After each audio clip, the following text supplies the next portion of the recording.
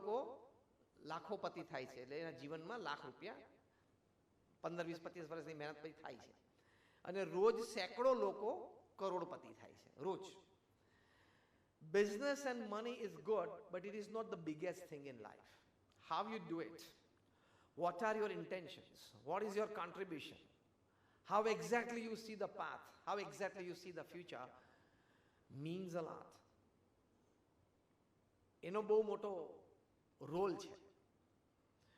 તો ethics in business, નીતિમત્તા, પ્રામાણિકતા, બધાને સાથે લઈને ચાલવું, દરેકના અભિપ્રાયને સાંભળવો, આપણા કરતાં કોઈનો અભિપ્રાય વધારે સારો હોય તો એને માન અને આદર આપવા, દરેક વ્યક્તિ કામનો છે એવી ભાવનાથી એની સામે જોવું, ક્લાસ 3, ક્લાસ 4 કર્મચારી પણ આ કંપનીના એક ફાઉન્ડેશન રોલમાં છે એવી ભાવથી એની સાથે વર્તાવ કરવો, આ બધું એથિક્સ છે. This is all ethics in life. એટલે આવા બધા એથિકલ વેલ્યુઝ ભેગા થાય ત્યારે organisation becomes strong. An organization is not recognized by its market cap. By organization, I mean for-profit organization, that is enterprises. An enterprise doesn't get recognized by its market cap, doesn't get recognized by its revenue generation. It is recognized by the number of lives that it made during its course, its journey.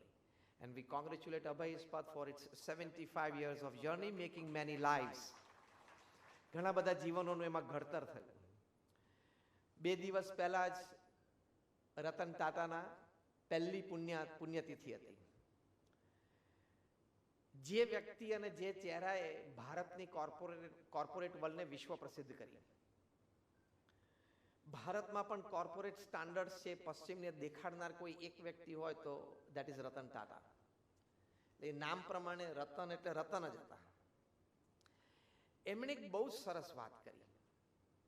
Once at a convocation day, Ratan Tata was asked that if you are sitting for an interview to hire an employee in your organization, which qualities will you see in him before you hand over the appointment letter to him? તો રતન ટાટાએ વાત કરી કે 3 T's. First T is talent, એટલે કે એનામાં આવડત, હોશિયારી હોય, ભણેલો હોય અને નવું શીખી શકવાની ધગશ અને તમન્ના હોય, that is talent. સેકન્ડ ટીની એમણે વાત કરી ટીમ વર્ક, કે બધા સાથે કામ કરી શકવો જોઈએ, બધા સાથે હળીમળી શકવો જોઈએ, અને he can be an important team member. એ બહુ જ અગત્યનું છે, કારણ કે એક સિદ્ધાંત છે, individual talent can win matches, only teamwork can win tournaments. એકાદો ખેલાડીનો સારો પ્રસંગ બની જાય, જેમ તિલક વર્માએ ફાઇનલમાં એકલા હાથે ભારતને જીતાડી એશિયા કપમાં, એમ એકાદા ખેલાડીનું એકાદી એક્સ્ટ્રાઓર્ડિનરી પરફોર્મન્સ તમને મેચ જીતાડી દે.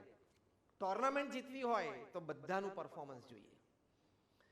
તો second is team work, and the third thing Ratan Tata said was trust. એટલે કે trust in his integrity, trust in his honest વર્કમેનશિપ.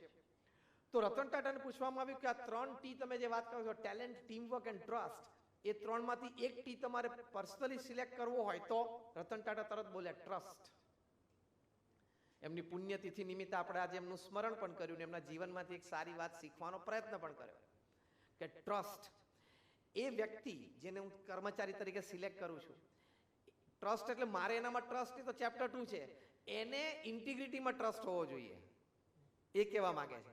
A એમ્પ્લોયીને નીતિમત્તામાં trust હોવો જોઈએ, એ એમ્પ્લોયીને ઓનેસ્ટ એથિકલ વર્કમેનશિપમાં ટ્રસ્ટ હોવો જોઈએ.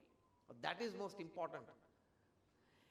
એટલે અવર academics, hour ટેલેન્ટ્સ, hour વર્કમેનશિપ, back support systems can open any gate for us, but only our integrity and character can keep that gate open.